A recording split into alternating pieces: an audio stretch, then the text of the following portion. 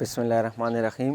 पहले खो ज़ सासो द टोलो शुक्रिया अदा कोमा चेयरमैन साहब ढेर खसूसी शुक्रिया अदा कोउ जी सासो او تاسو ټول راغلي دا موږ دپاره یو ډېر غټ مقام دی چې تاسو دلته راغلی یو ځای شوی او یو خبره مطلب دا ټولو مشرانو یو خبره وکړه دلته چې یو بار یو څیز تاسو ته وړاندې کړه چې مطلب تاسو هر یو شی مطلب په خپلو سترګو م کتلی دي که نه. نن سبا تاسو ګورئ ملکي حالات هم ګورئ سیاسي حالات هم ګورئ هر طرف ته بحران دی. چیرمین صاحب یو پارټي اناونس کړې ده چې نوم یې دی امن ترقي پارټي. ټیک شو جی. دې کې دا صاحب خبرې کولې دی ویل چې زه مطلب رکشي ډرایور یم او ماشاءالله دا موږ سره نن سبا کوارډینیټر دی. نو پهله تاسو وګورئ په کومه پارټۍ کې هم ګورئ نو مالداره کس به وي مطلب راپتی به وي نو هغه سیاست کوي هغه پالیټکس کوي مطلب څه غریب کس پالیټکس نشي کولی. پهله خو دا خبره وګورئ. بله خبره دې ټایم باندې تاسو دا شی نوټ کړئ چې آیا موږ له څوک ریلیف ورکوي لګیا دی. ټیک شوه. شهباز شریف رالو پهله خان صاحب رالو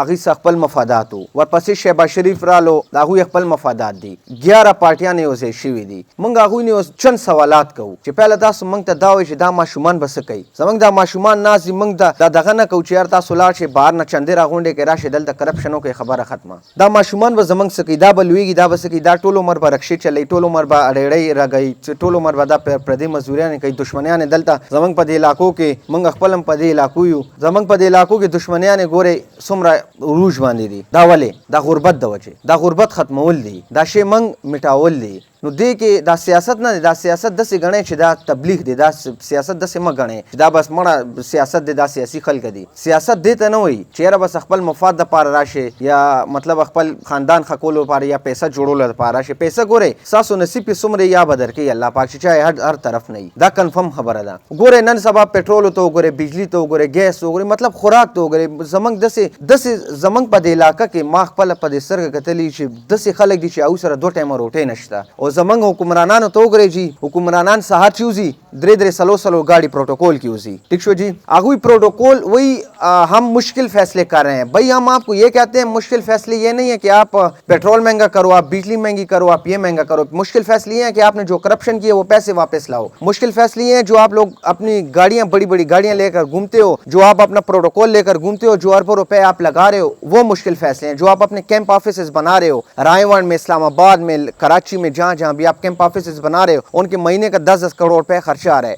मुश्किल फैसले हैं वो हैं कि वो वापस करो. मुश्किल फैसले ये तो नहीं है कि हमारी इस अवाम पे हम पे आप लोग 300 रुपए रात को 12 बजे 50 रुपए लीटर महंगा कर दो. तो मुश्किल फैसले हम इसको तो नहीं कहते. दा कमी मुश्किल फैसले ची मतलब दा जमंग रूण नाजी दा माशुमान नाजी दा बस खुरी دا بس ګټي یو کس دی هغه د دیاړې مطلب 1000 روپے ګټي هغه نه 1000 روپو کې هغه به وړولي هغه ماشوم هسپتال د بوزي هغه پټرول به اچي هغه موټر سایکل چاکور کې دی هغه موټر سایکل به ساتي هغه مطلب خپل ماشومان خزه بچي به ساتي سبا کوي دا شیخانه جنگې ته بوزي. دومره حالات مطلب دوی دا حکمرانانو دسې کړل. شهباز شریف الته ولاړ دی په ترکیه کې اور ترکیه هغه پریزیډنټ ته وایي چې بھائی हम भीख मांगने नहीं आए हैं हम अपने पाँव पे खड़ा होने चाहते हैं. यार زتانه دا تپوس کومه د خلکو په بیهاف زتانه تپوس کومه چیرمن صاحب په بیهاف زتانه تپوس کومه چې تا 75 سال سیاست کړی دی ستا اوس الموسم په سیاست کې راغل ته ماته یو خبرې جواب راکا چې ته نن ترکی ته وې په 2022 کې ته ترکیه ته وې چې هم آپ سے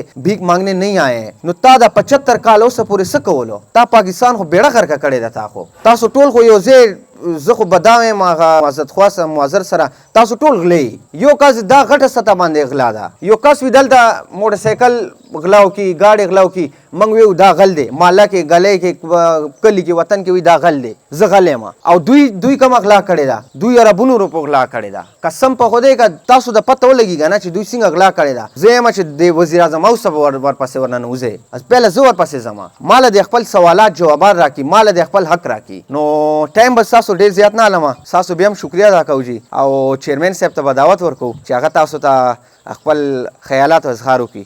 جزاک الله مهرباني.